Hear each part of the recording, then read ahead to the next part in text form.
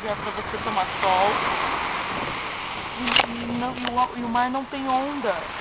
Não tem lugar pra tomar sol, o mar não tem onda. E tem uma mulher fazendo topless ali, ó.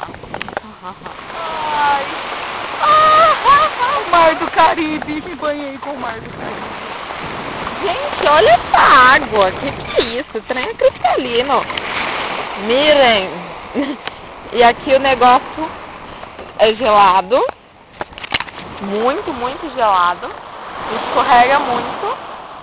Mas é muito bueno.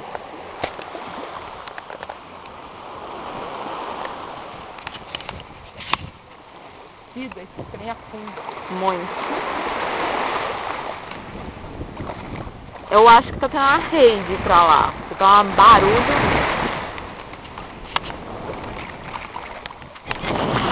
Agora a gente vai tomar sol, se divertir. E depois a gente volta.